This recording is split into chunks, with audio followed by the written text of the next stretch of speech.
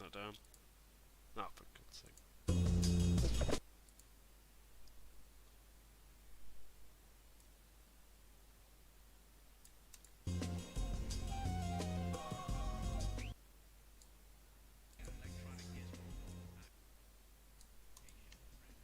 Okay. Welcome to my walkthrough of HammerGirl. Here I'm going to be explaining my thought processes for the level as well as how to complete it. Okay, so far we're gonna go on with how to start the game. Okay, so we got an NPC here. The NPC has idle animations as well as talking animations, and if we walk a little bit closer, there we go. Go down this path and collect all the keystones. Look out for some gems as well. Basic objective text telling the player that if he goes down a certain path, he'll go like he'll find some objective. He'll find some items that he'll need to collect to complete an objective, which is great. At the moment, I'm just idly walking around this town. This town is obviously HammerGirl's town. For the space of the tutorial level, it's basically meant as a way to explore different types of environments and see how HammerGirl interacts with those in terms of physics and movement.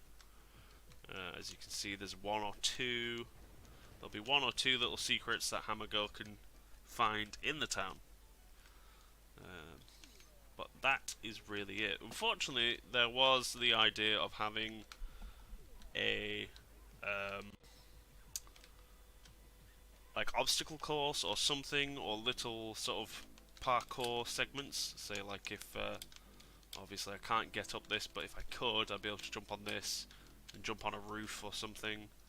Find some more gems, those kinds of things. So little things to add an element of exploration to the town, other than just walking around a single plane, which gets very repetitive very quickly. This was sort of meant to be the main hub of the game, but unfortunately, because of time constraints and technical difficulties, it was eventually scrapped. As you can see, you were originally meant to start sort of here-ish, so you explore up, you get the gems, you're introduced to the gems for the first time, you're like, oh, I wonder what these are, you collect them. This is just a layover here from some scrapped gameplay concepts, but I decided I'd keep it in because it doesn't detract, doesn't take away from anything, it doesn't even add to anything either. So you know, if the player wants, maybe they can use that, and they can even probably push it into some locations and try and bug their way out of the game, at the game level. No biggie. It's up to the player really. I know it's not professional practice, but I do enjoy the fact that in AAA games, or any game specifically, you can have the freedom of breaking a game and testing it to its limit. That has always appealed to me as far as a gameplay choice or freedom of choice within a game. So anyway, you were originally supposed to come up here, but obviously that's been axed. So now you just start here. You come up to the NPC. As you can see, he's still, for some reason, he's still talking, even though we've left. The animation is continuing, but the text has finished. So we'll just take that as it is, and we'll carry on.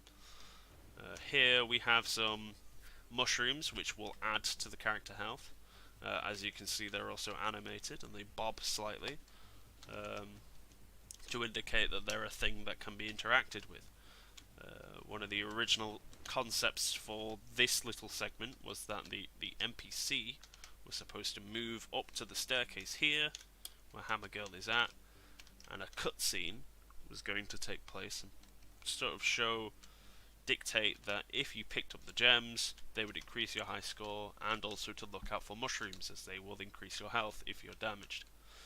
Okay, so you have a little bit here. You like what I've done is, one of the things I've done is I've marked out with sort of waypoints or milestones the sort of way that HammerGirl has to go to progress, the main ways that routes she'll have to take to progress. So as you'll continue throughout the level, you'll see sort of as an indirect nod or an indirect sort of point, these lampposts will sort of dictate the way that the player has to move in order to progress. As you can see here, if you try and explore a little bit, oh, there's a little gem up there. I wonder why that's there. If I can't get to it, well,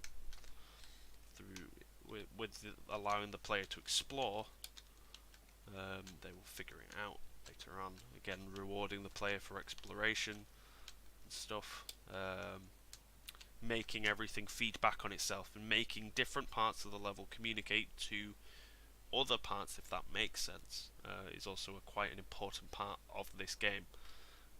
As you can see, although it's not indicated at the moment, you can press the E button to equip yourself with HammerGirl's famous hammer, and you can use it to break barrels. As you can see here, a little bit of exploration. So you can't get past this for some reason, which is strange. I wonder what you're supposed to do. Oh, there's a little thing, a little sphere. But I'm standing on it, but it's not doing anything. What if I press space? Oh, hey, it throws me up. This idea is of reinforcing the player to explore certain mechanics, player mechanics, control mechanics, like different type of controls in order to sort of come up to a puzzle. I do see the fact that some people will find that difficult, and they just will not be able to put essentially 2 and 2 together without the necessary information. But I have a feeling that, eventually smarts will prevail, essentially, and the player will be able to figure it out as the way is blocked, but there is this little sort of icon type thing on the floor. Obviously, if you're an experienced player in video of platformers, you will know that bounce pads and stuff are a thing. My idea was not to treat the player as sort of a newcomer, not as an idiot. I know some people, they do need that extra bit of help, but sometimes it can be a bit irritating when you've played similar games like this and you come into it and the thing is over explaining mechanics to you. It's a bit irritating. An example of that I can think of is it was the Chow Bot character from like Sonic Heroes and those kinds of games. As you can see, which overlaps with the health bar, was a checkpoint reached.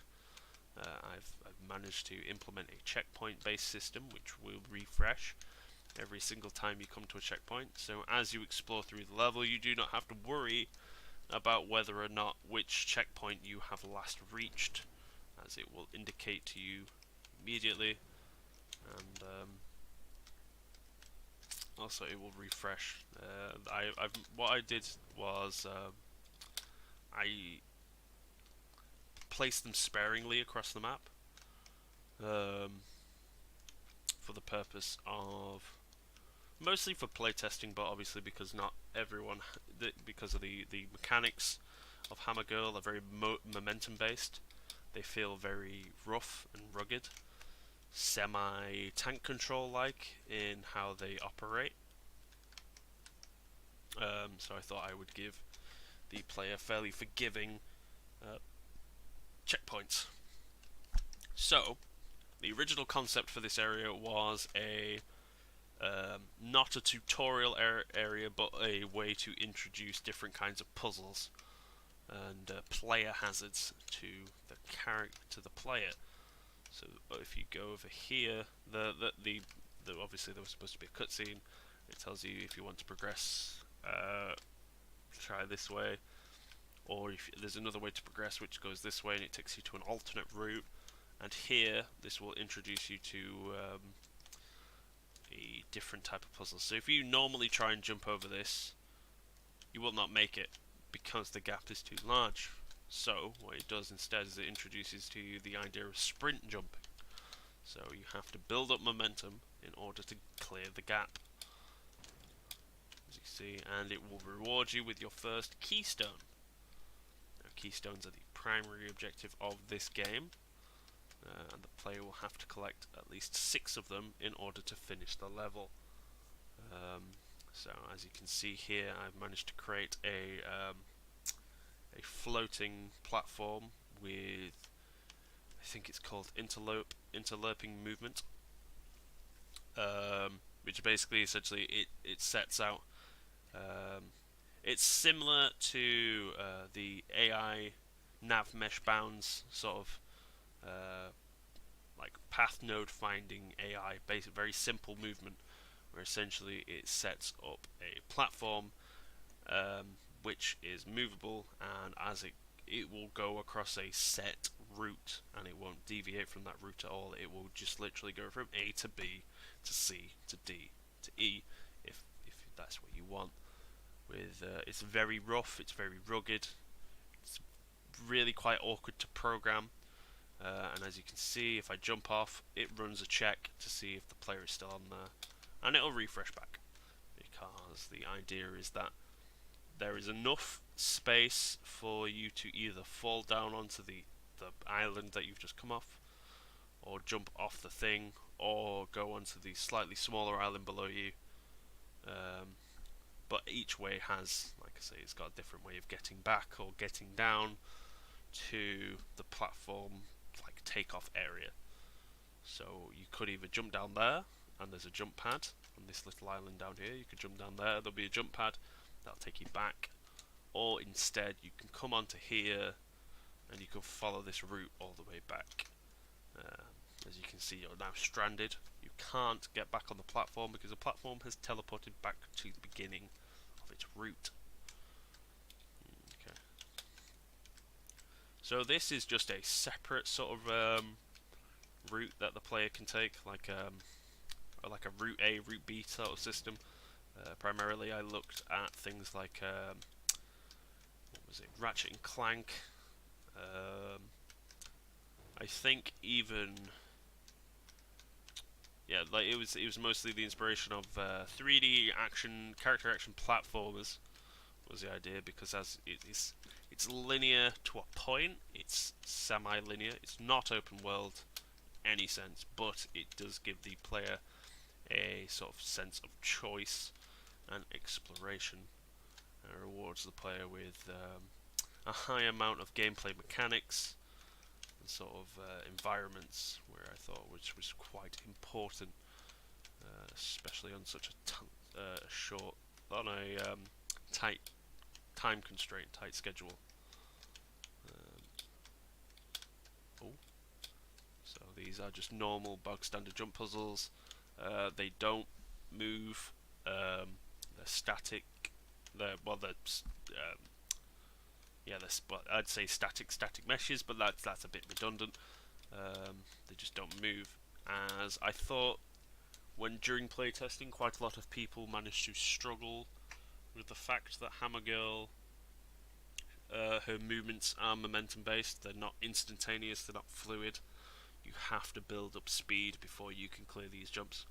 Quite a lot of people weren't clearing them, so I kept them a bit basic. I kept them as basic as I could, while still maintaining difficulty, so that they are fair but still challenging. And if you go all the way back to if you fall off this, you will spawn at the bottom of this segment. This sort of jump puzzle not jump puzzle, but jump challenge segment. As you can see, you're rewarded with a keystone for completing it. Hooray! And bang! Oh, I've been here before. That's a surprise. Oh, that's so cool. The idea of introducing shortcuts to the player. Say again, getting those different areas of the map to communicate to each other. I think that's quite an interesting way of doing things. It's sort of, even though it's very basic and it makes it so you can reuse part of the levels, it gives it a bit of a fresh feeling to it. It makes the player experience the same thing but in a different way. Again, I think that's quite an important thing to do when working with levels as small as this. So as you can see here, there's an obstacle introducing threats to the player, as well as the environmental threat of the water. There's also these spike pads, pits even. They will take health off you, and if you go down to 0, the game will end, and you will have to restart from the last checkpoint. And then I'm also introducing, once again, 2 routes to the player. One doesn't really go anywhere, this one, Route B, doesn't really go anywhere, but if you do explore it, it will reward you with a keystone. Again, reinforcing into the player that exploration is important.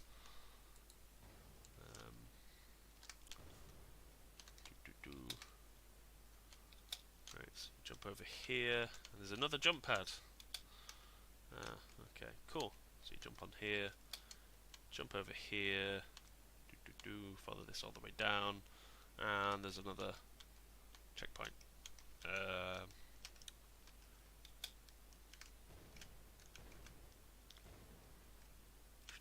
The ludic considerations for character action games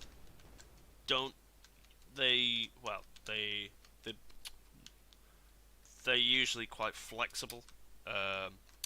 Obviously they try and make the gameplay functionality make sense within the world, but obviously, like with this game, all I have is a pillar with a windmill attached, but obviously there's no functionality, like there's no what is it, style realism behind it. It's all stylized realism. It works just because it works, essentially. But because it adds that it adds a gameplay element to it, you can kind of get away with it. I've noticed that is a prominent feature with that throughout third-person character action games, especially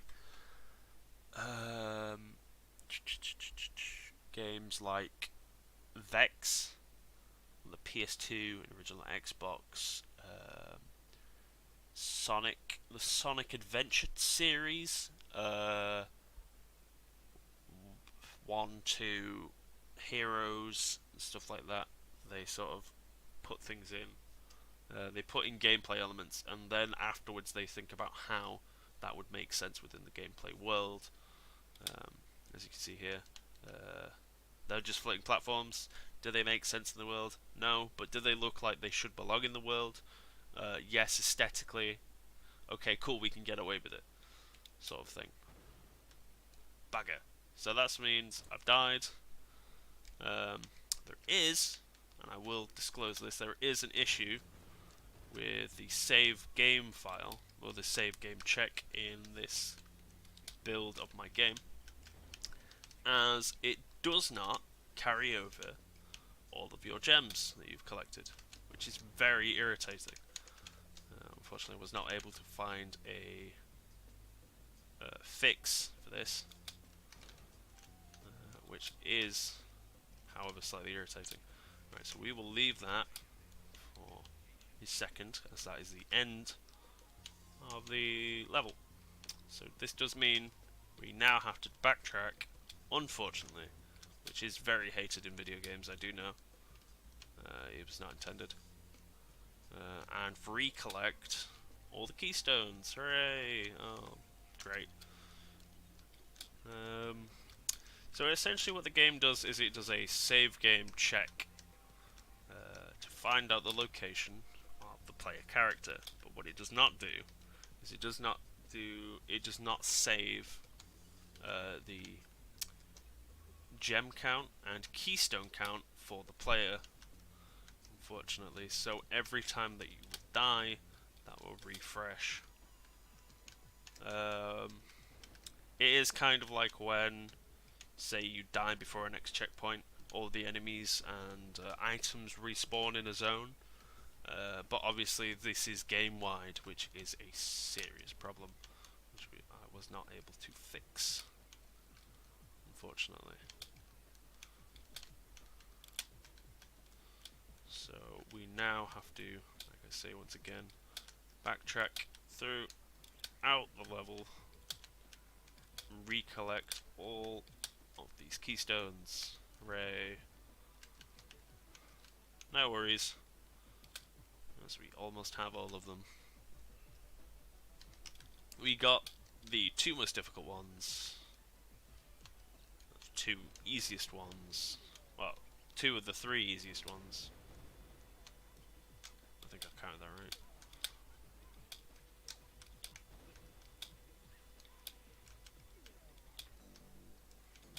It's a possibility I may have miscounted, but never mind.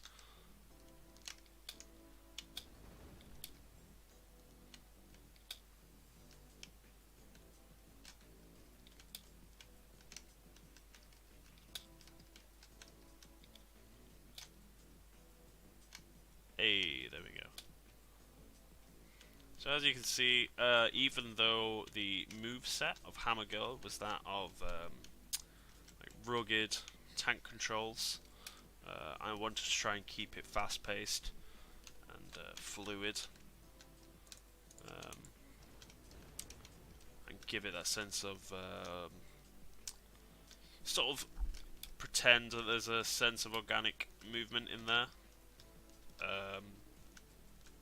And make sure that the game world also has sort of an organic element to it. Everything feels alive, everything communicates with the player, gives it player feedback, stuff like that. I thought that was quite an important part of my design process.